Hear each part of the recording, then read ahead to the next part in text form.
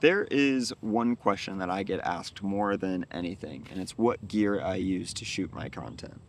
And if you want that, that's fine. I can list it here, whatever.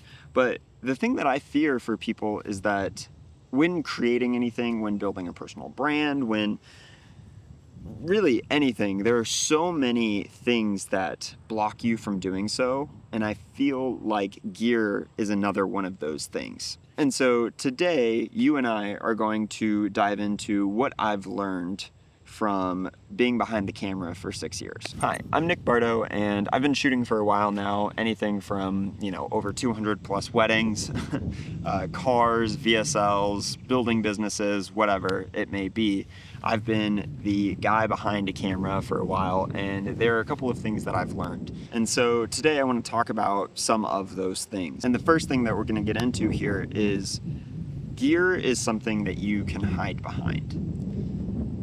This took me a long time to realize, and it wasn't probably until a couple years ago that I realized that gear is one of those things that you can easily hide behind of an excuse of why not to do certain things. It's like, oh, well, my camera can't do that, or I don't have that lens, so I can't get that perspective, or I don't know, whatever, insert your excuse. But I was thinking about this recently because the new FX5 just dropped. There's been all sorts of things coming out with it and how great of a camera is, and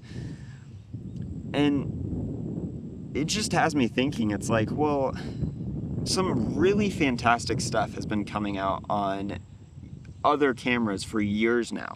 And things that I've really I've really loved with cameras that are already out that do less things than the FX5. And I mean, my camera is an A7 IV, which is, far less than than what that camera can do. And it just had me thinking how much, I'm very thankful that for the past couple of years, I'm like, well, I have more than most people. And I've had the belief that I'm able to do what I looked up to for so long. I have the gear to do more so than what the people I looked up to. I hope that makes sense. And sure, I recently, bought a new lens for a trip that's coming up, and I do enjoy gear, and I would love to invest in more gear eventually, but I think when starting out, a lot of people think that they need to be experts from day one, and that's just never going to be the case no matter what it is, whether it's, something with, videography, photography, content, or sculpting or painting or writing or whatever it is, biking, rock climbing, there is a progression that you need to go through. And I think when it comes to anything with a camera, there's this idea that a lot of people starting out have, that it's like, oh, well, I don't have a really good mic, so I can't create content, or I don't have, I don't know, whatever it is, I don't have the 24 to 70, f2.8, I don't have an FX3, I don't have an FX5, I don't have, choose whatever it is. I don't have a lighting setup, I don't even know how to do lighting or whatever. It's just those are just excuses. And you can call it whatever you want, but they're excuses. And maybe you want to have those things. For me, for example, it's I really appreciate the quality and things that go into the gear, and I would love to have those things and something to work towards at the least, but it's not something that's going to inhibit me from creating. I know very well that I can create whatever I want with the camera that I have, even though I don't have uncropped 4K 120, whatever things that I would like to use. I can still do quite a bit with the gear that I have. And I think the thing that really makes this very apparent for me is that I've seen and met people that make millions of dollars with just a phone. And so we really have to question what quality is and why you're creating content in the first place. Because if you don't know why you're creating content, that'll largely change what gear you need or what you should get. Because if you're just trying to get business, if you're just trying to get clients or leads for your business or whatever, then you don't need anything more than a phone.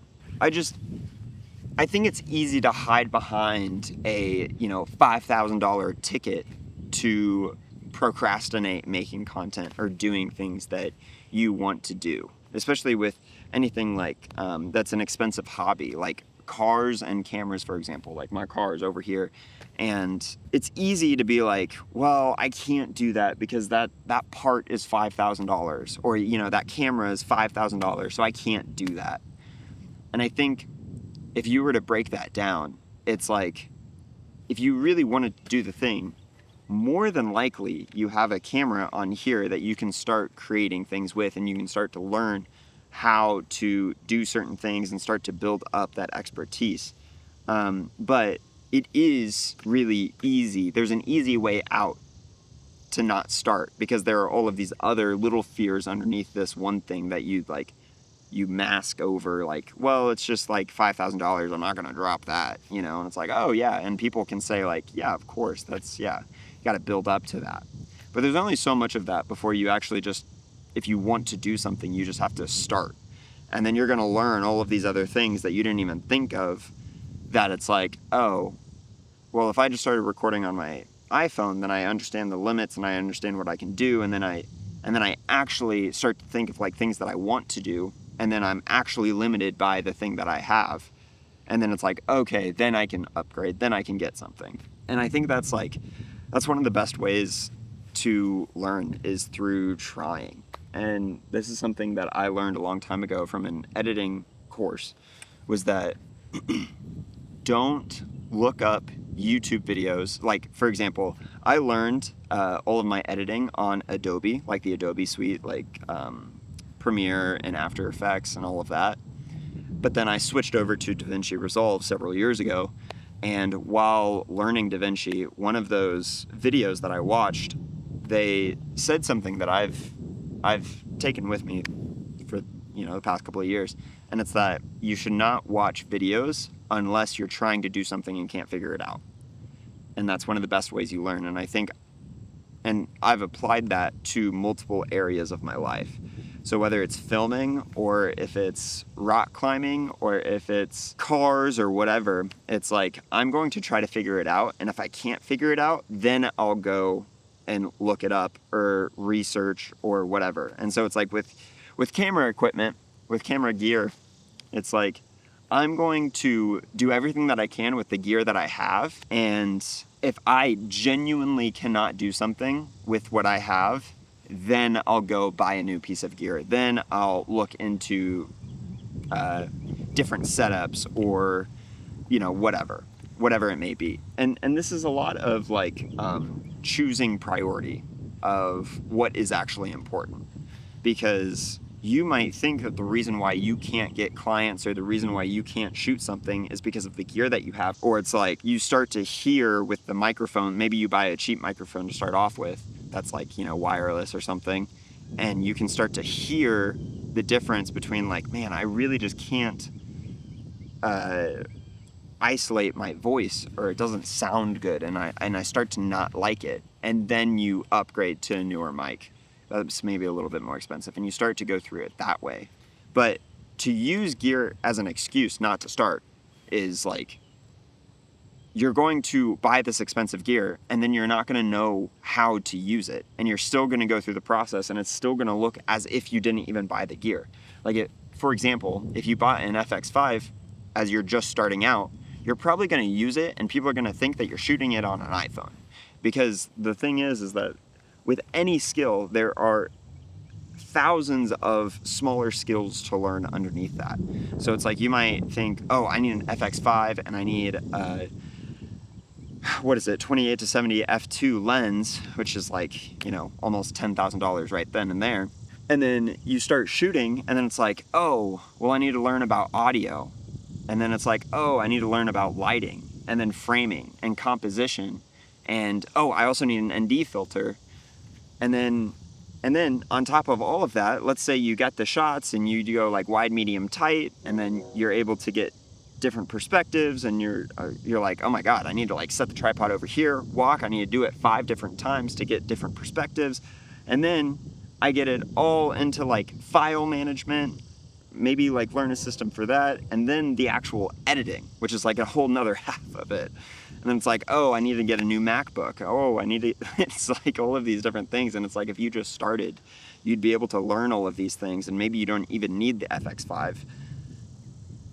All of these different things, right? But I just think that like gear holds people back when it's really the thousands of skills that look like a mountain to you. And it's like, you're not willing to face all of those things because it's like, you don't know what you're doing. And I think that's the bigger hill to go after instead of dropping $5,000. But I think oftentimes it's like there's this like $5,000, $10,000, you need all this gear. But in reality, it's just a fear of you not knowing what you're doing. And that kind of brings me to my second point, is that your first stuff is supposed to be bad. like I kind of mentioned earlier, there's always this progression with whatever you're doing. No matter what skill it is, you're supposed to be bad at the start. Like, that's the point of starting. And like, I don't even think like prodigies, if that's even a thing, are necessarily good at the start. There are so many different skills that are required to get to a certain point, and maybe they've just filled in those slots earlier with other things, but it's not that they're like naturally talented. I just think that there are certain things that maybe they've gone through that maybe other people haven't, that they like filled in those gaps, and then it's like, oh, they have to fill in less gaps to get to this point. But then at a certain point, it's like you still have to put in the work to like increase. If I look back at my first videos, they're trash. They're so trash. And I think a lot of this comes down to comparison. Because, I mean, why would you expect to be good if you weren't just looking at other people's stuff? It's like you see something that's like cinematically like beautiful, like, I don't know, Dune or Peaky Blinders or Joker or The Odyssey or something like that, and you think, well, if I hold the camera, like, I have to make it look like that. And it's like, it's a good goal to aim towards, but you have to accept where you're at. Like, when I started rock climbing, I tried really hard, but I understood that I could only do V1s and V2s. I literally could not do a V6, like no matter how hard I tried. But over time, as I got better, I was able to do V6 and then V7s and then V8s. And it's like, you're not able to do that on the first day. And so, again, this all kind of comes back to gear being this like barrier to entry that's just like ridiculous. Is like, you're not going to be able to create that stuff because you don't even know all of the different intricacies. It's like I said, if you were to buy a FX5 and then expect it to turn out perfectly, it's like, before you even set up the camera, there are so many different things that you weren't even thinking about. When you set down the camera and then you start filming, and then it's like, oh wait, why can't I get it to be like darker? And then you mess with the shutter speed, and then it all looks kind of weird because you don't know about the double, frame rate and shutter speed rule and all of that. And then you learn about ND filters, and then you learn about base ISOs within the cameras and all of these different, it's like, you don't even like know about that. And then, not to mention all of the different ways that you have to set up the camera. I'm kind of repeating what I just said, but when learning any skill, let alone how to operate a camera or whatever, there are so many unknowns that you can't possibly know them unless you start doing it. There's just no other way. No matter how much research you do, no matter what, there's a really, I love this. I heard this from, I think Gary Vee from like several years ago. You can only read about how to do a push-up so much until you just have to start doing push-ups. I just think that's such a simple and easy example of what I'm trying to talk about here, is like, there's really only so much you can do until you just have to do it. And I think there's a reason why there's like the dumb idiot that just kind of like goes through and is oftentimes more successful than the intelligent person that's trying to piece out everything before they even start. And that's a lot of what I'm trying to get to here. And I kind of alluded to this earlier, but it's like, there's this trap that we all fall into, and it's this comparison trap. It's like, it's this keeping up with the Joneses that's like, evolved into our skill sets as like craft as a human being and what we're able to do. It's like, well, this person is able to do all of these different things. Why can't I? And why doesn't it look like that? And again, it's like these unknowable things that you can only learn by doing the thing and being bad at it for a while. And so when you're looking at other creators or other people, and oftentimes you're looking for inspiration, but the thing is that you have to be very careful and diligent with recognizing inspiration and comparison, or separating out those two. When you're looking for inspiration, you can't be beating yourself up while you're looking for inspiration. It's like, oh, that's something that I could try to do. And there's this curiosity and kind of openness towards it versus feeling like, oh, I'm not good and I should never pick up a camera again.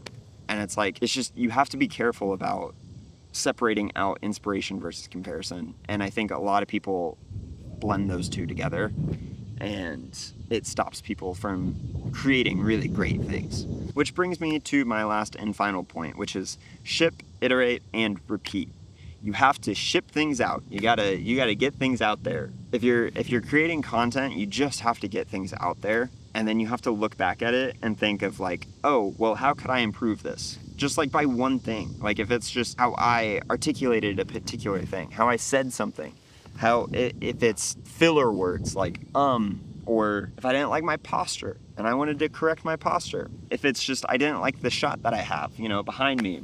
I didn't know that I thought it was going to be cloudy this whole time, so I was like, oh, I'll be out in the open, and clearly the sun's come out, so that's unfortunate. So, for me, it's like next time, just find a shaded area just in case the sun does come out so it doesn't change as much.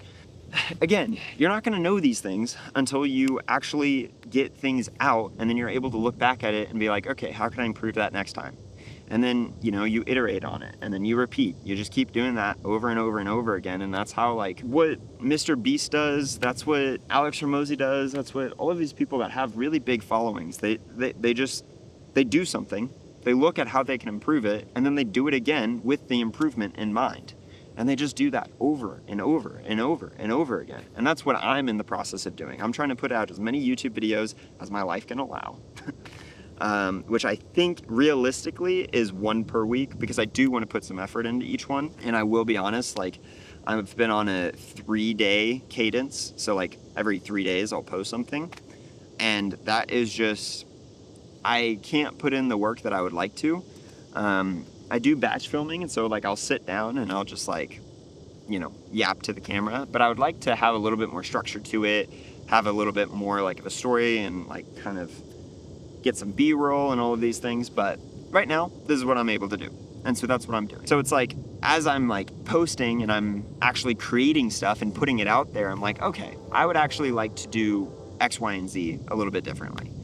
But again, I wouldn't know that until I actually started doing it. So you have to ship, iterate, and repeat.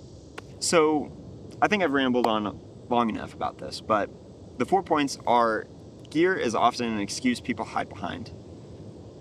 And you can start off with much less than you think you can. 2 is that your first stuff is supposed to be bad. It's supposed to be bad. You're supposed to, every couple of months, you're supposed to look back and cringe a little bit. That's the whole point of getting better. 3, have to be careful about the difference between inspiration and comparison. Inspiration is great. Comparison will stop you from doing anything great. And 4, you have to ship, iterate, and repeat. Just get things out there. So look, the camera is not the problem. On the real, most people can't fathom how easy life can be. It really can be as simple as try a little bit today and get a little bit better tomorrow. That's the whole thing. That's, post something bad today and then go post something a little less bad tomorrow. That's the whole secret. That's the shortcut you're looking for, no matter what it is. If it's content or not, you could apply that to literally anything that you want to do. And so I hope this has been helpful. Thanks for watching, and I'll see you in the next one.